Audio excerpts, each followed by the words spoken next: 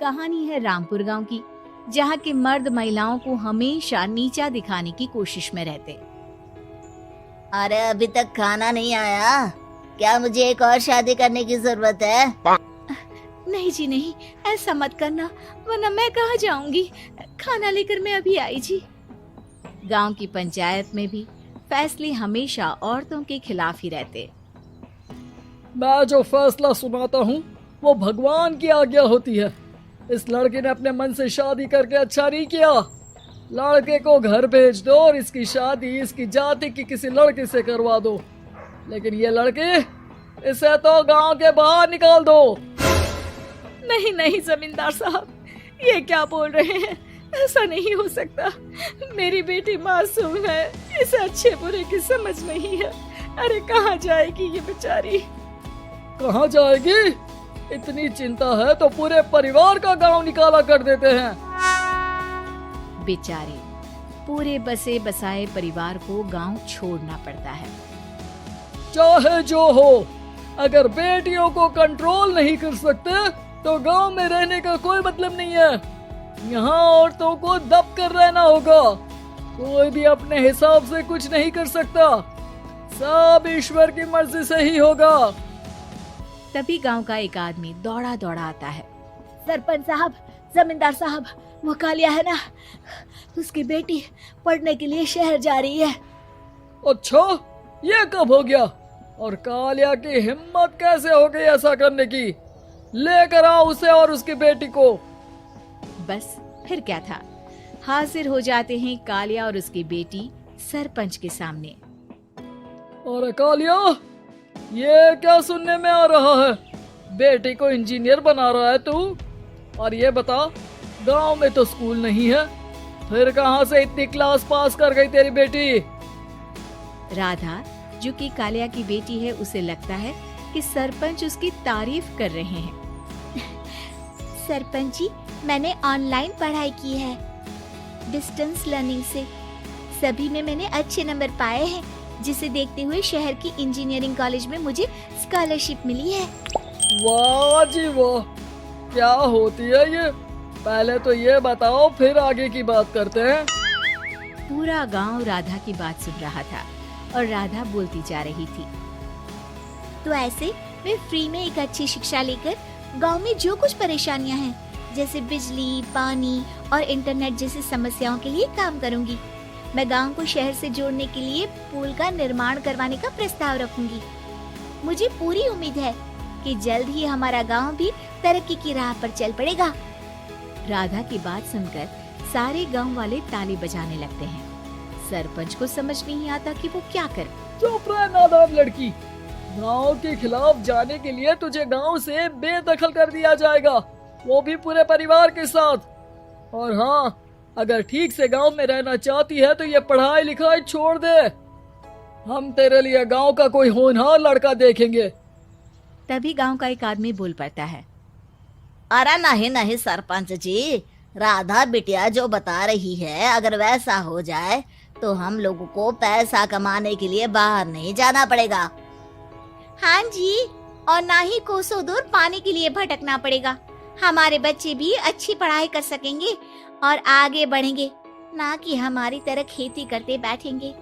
क्यों गांव वालों, राधा बिटिया का साथ देना चाहिए ना। सरपंच देखता है कि गांव राधा के साथ है तो वो चुप हो जाता है। वो घर आकर अपने सलाहकार से बात करता है, जो बहुत ही चालाक किस्म का इंसान होता है। अरे सरपंच साहब, आपको बहुत ही होशियारी से काम लेना पड़ेगा। एक बार गांव तरक्की कर गया, यहाँ के बालक पढ़ लिए तो कोई ना पूछेगा आपको। और फिर ये जो बेटा और बेटी है ना आपके, इनको भी आम लोगों की तरह ही जीवन जीना होगा। हाँ, लेकिन करे तो क्या करे? वो ना आप मुझ पर छोड़ दीजिए, बस मैं जैसा बोलूं करते जाइए।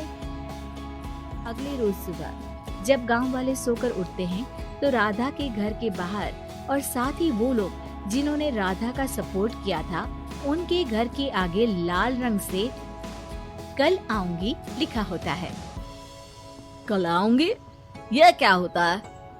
अरे यह तो खून से लिखा है, लगता है कोई भूत प्रेत या चुड़ैल का साया है। चलो सरपंच जी के पास चलते हैं। सभी सरपंच के पास जाकर उसे सारी बात बताते हैं। अरे ये तो बड़ी मुश्किल की बात है। चलो मैं एक बाबा को जानता हूँ, उन्हें बुला लेता हूँ।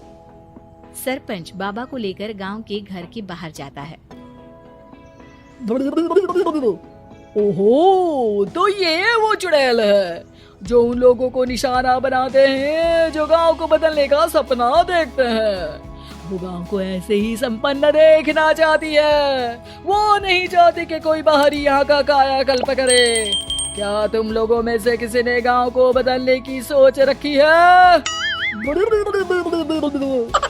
तभी राधा की माँ रोते रोते आती है। मेरी राधा घर से गायब हो गई है। अरे कोई तो बचाओ, मेरी बच्ची कहाँ गई?